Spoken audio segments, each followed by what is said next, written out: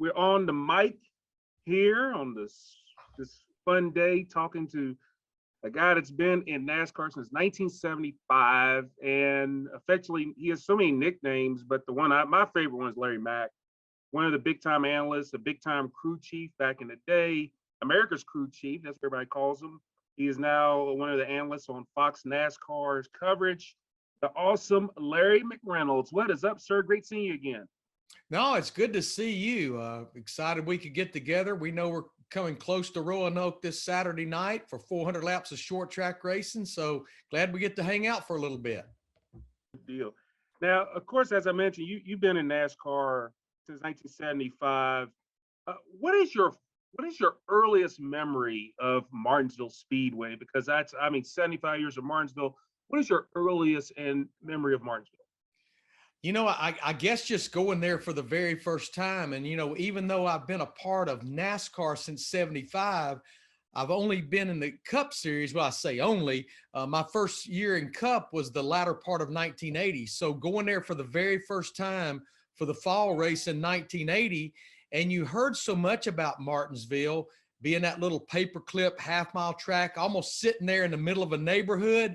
But honestly, I think until you go there and experience it's just not, you just can't get your arms around it. You have got the railroad track outside the back straightaway, and you just drive through this neighborhood, and then here's this half-mile racetrack. So certainly going there for the very first time, and then being able to sit on the pole there a couple of 3 times, some second place finishes, but then finally the fall race of 1993 with Ernie Irvan, the 28 car, Ernie's first win in the 28 car just a few months after losing Davey Allison.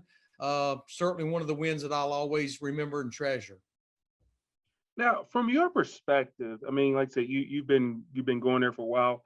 From your perspective, what do you think is the key to having success? It just seems like, from my vantage point, recently, it seems like Joe Gibbs Racing, they have mastered that. Denny Hamlin has won there a bunch.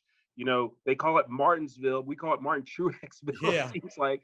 And then also Kyle Busch. But it seems like they get it. From your perspective overall, what is the key to having success? Why do you feel they have kind of mastered Martinsville recently? Well, Martinsville with the concrete corners, a lot like Bristol Motor Speedway, that's a full concrete track. Well, it won't be when we go there in a little over a week. It'll be dirt. But when we normally go to Bristol, like in August, it's concrete. It's almost like the track does not change that much over time. And when you do hit on a good combination, a good setup, yeah, you have to fine tune it, but it's almost like it kind of stays with you. I think that's the variable coming to Martinsville this weekend, Jermaine, is we've got this next gen car. And the drinking word of the year so far has been unknowns with this car. Now, obviously at Richmond last week, the cream seemed like it rose to the top. Joe Gibbs Racing, 2 in the top 5, all 4 in the top 10. So it'll be anxious to see if they can come in there and repeat. To your point, Martin Truex Jr., he's won 3 of the last 5 races there. Denny Hamlin, 5 wins. Kyle Busch, a couple of wins. If they can come in there, it's definitely been their playground for the last few years, but let's see if they can keep it rolling.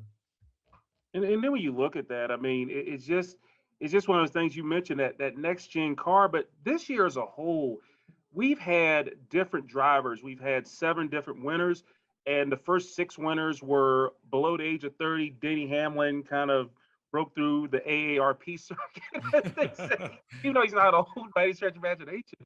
But do you feel like this next gen car has evened the playing field? We've had different winners. We've had the younger winners. It seems like the younger guys are really grabbing hold of this next gen car. Yeah, I think the thing about these younger guys, Jermaine, is one, even though they're under the age of 30, they've been racing in NASCAR's top 3 series for a long time. You even look at our first 3-time winners this year. You look at Chase Briscoe, you look at Austin Cindric, you look at Ross Chastain.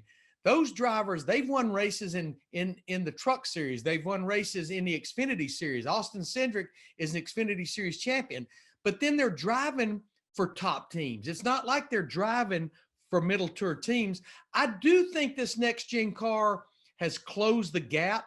I still see the strong being strong and the weak kind of still searching, but I do think at least in the early going of 2022, and I think the number of winners and who's won kind of speaks for itself, that it has closed that gap just a little bit. And then circling back to a Martinsville thing, I mean, we're talking 75 years. There's so many elements that Martinsville talk about. I think Martinsville has, I mean, tracks. I don't think there's a track that is unlike any other track. I mean, when you think of the things, when you think about Martinsville, there's so many things. I mean, people talk about the hot dogs. People talk about it's the paper clip. People talk about the track hasn't changed a lot. You have a railroad track blazing through. If there was one thing you could say about Martinsville, because I even have people say they call it the Wrigley Field, the Fenway Park of NASCAR, because it's just so iconic. What is that one thing? If you could pinpoint one thing, if not maybe a few things, but what is that it factor at Martinsville? What does it have? Yeah, I don't think there's another track like it that exists. We got a lot of half-mile short tracks, coast to coast, border to border, even beyond that. But there's no other track that's truly, like Mike Joyce says, two drag strips connected by two U-turns is pretty much what that track is like. And with having the uniqueness of asphalt straightaways and concrete corners, but I think the biggest thing, we could go build another half-mile track. We could build one just down the road from my house here with concrete corners and asphalt straightaways. But what makes Martinsville is where it's located, up there in Southern Virginia, in that neighborhood, the mystique about it, that you can't duplicate that. Just like, you could duplicate Lambeau Field, you could duplicate Wrigley Field, Fenway Park, but you really can't duplicate where it's located. And I think that's where makes Martinsville so unique and special. Gotta ask you is how many Martinsville hot dogs have you had over your life? I would hate to even know. And I'm sure I don't want my doctor or probably my wife to know either, because it would not be a pretty sight on the cholesterol level. And then real quick, the neat thing is, so you have, and this is the only time this year you're going to have all three top series at one place racing under the lights at night. How neat is that? Because all of those are going to, and it's a stagger you have with the Thursday, Friday, Saturday combination. How neat is it for all three of the top series to race under the lights at Martinsville in the same weekend? Well, you think about it. Here we are coming in on eight weekends into our year, and this will be our first night racing that we truly had. Yeah, we've had a few races that drifted in and kind of finished maybe, in twilight or at dark, but these are three truly night races. And you think about it being a short track, Jermaine, and I said this earlier this week, especially looking at the Cup race on Saturday night. Everyone that's in our sport, whether you're a driver, a crew chief, a mechanic, a tire changer, you got your start at a local short track racing under the lights on Saturday night. So even though we're all part of the Cup Series, it kind of lets us take a step back into our grassroots of our sport. And I think it's kind of sad that we really only have three short tracks left. We've got Richmond, we've got Martinsville, and we got Bristol. So we only have, for the Cup Series side of things, we only have 6 short tracks a year. And hopefully we'll be racing at Martinsville another 75 years. And then one thing I was talking to Kyle Busch and I was talking to Dennis Bickmeyer and all the, guys with the short tracks. In fact, this is the short track swing because you have Richmond last week, you have Martinsville this week, next week in Bristol. So again, this is kind of a neat setup. I mean, we had the West Coast swing, but now we have the short track swing. And I'm trying to remember if NASCAR's ever done anything similar. I mean, you might have had 2 short tracks, like Richmond and Martinsville usually pair up.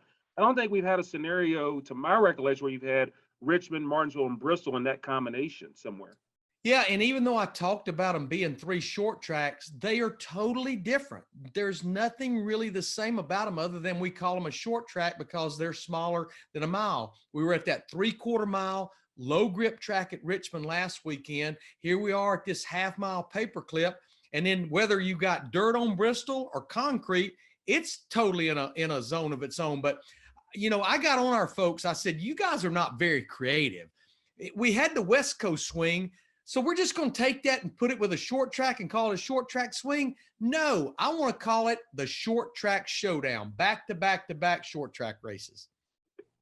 See, that's why you the man. I mean, I said swing, but you added more to it. You said short track showdown, which is the case right then and there. And when you look at this fun time, and obviously the history and just the specialness of it. And then, like I said, you were part of a team to win one of those grandfather clocks, which is iconic. I mean, when we were at the Hall of Fame yesterday and they did the presentation, the exhibit down there, They had all behind the exhibit. They had all the trophies, and I tell you, everybody focused in on the clock because they have all the trophies and they're unique ones. But everybody focuses in on that clock. What is it about that clock? To me, I think it's the neatest trophy in all sports. And I don't think you'd find anybody that would challenge you on that. Yeah, we all love the Harley J. Earls trophy that the winner of the Daytona 500 gets. We love that nice big trophy that you get for winning the Southern 500. But if you ask any driver, anybody that, especially that's been a part of winning, what's the most unique, the neatest, the most sought after trophy in our sport? Hands down, I guarantee you, it almost be unanimous, the grandfather clock that's symbolic of winning at Martinsville, because I know we're only going to run 400 laps there on Saturday night, but when you win at Martinsville, it's very rewarding. I know how rewarding it was when we won there in 1993 that I spoke about. You know that you have done a full day's work when you win at Martinsville. Yeah, Larry, two quick questions. And again, I appreciate you giving me time. You mentioned the clock. Now, when you guys won it, how long did it stay at your house? I know it probably stayed at your house sometime. Well, trust me, I got to look at it, but it went straight to Ernie Irvin's house, and I'm sure he still got it. But I did get a really neat trophy. There used to be a guy, Jermaine, in the infield in a van, and he had like a die cast or a model car of almost every car in the field. And when that car would take the checkered flag, he had a trophy that had an acrylic case at the bottom. He would take the car that won that model of it, and he'd put it in that acrylic case in the trophy and seal it up and bring it to victory lane. And that's the trophy I've got down in my trophy case. Maybe not as cool as a grandfather clock, but pretty cool to see that trophy with that black 28 car in the acrylic case on the base of it. And maybe we can talk to Clay about, let's go retroactive. All the crew chiefs get a clock as well as the driver. Well, I'll just throw it out there. I'll ask Clay about it. I think that'd be really, really, especially considering it's the 75th anniversary. Yeah, they can crank them out. They got them. I mean, you get a clock right there. And then finally, you mentioned something else, and I was going to mention this. It's 400 laps versus 500. Now, people say when it's 500 laps, there's a lot of endurance. But looking at the weather forecast, it's 400 laps, but it's going to be a cool night down in Martinsville, and that's weather plays such a big role when it comes to all these races. Just talk about the impact of it being 400 laps, and it's supposed to be a pretty cool night Saturday night, literally. Well, I'm a big fan of the Martinsville races, and you know, I never thought we'd see the day that they would shorten it to 400 laps. But Jermaine, I sat down last night. I do this every week to kind of acclimate myself to the track we're going to next. I sat down and watched the spring race from Martinsville a year ago.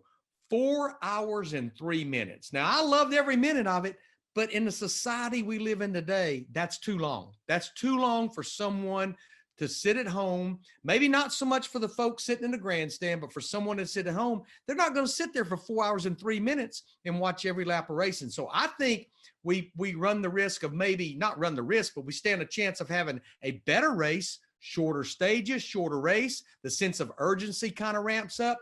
But yeah, I talked to Jeremy Bullins, crew chief for Austin Cindric, just this morning. It's going to be a challenge with as cool as it's going to be, because those concrete corners, the way they work the best is for them to start rubbering in from rubber off the tires. And the colder it is, the harder it is to get that concrete to take rubber. So it's definitely going to be a challenge for drivers and teams on Saturday night. Yeah. Well, Larry Mack, again, thank you so much. You also have a serious show, which I listened to for the first time. I didn't know you had a serious show. I listened to it the other day. Spot on as usual. So, congratulations on your serious show, which I'll plug it real quick. You and Daniel Trotta got the NASCAR show on Sirius XM Radio. It's from 11 to 1, Monday through Friday. So cool deal on that. Yeah, we enjoy doing that. Like this morning, boy, we had quite the lineup. We had Jeremy Bullins that I spoke about. We had David Wilson, president of Toyota Racing Development.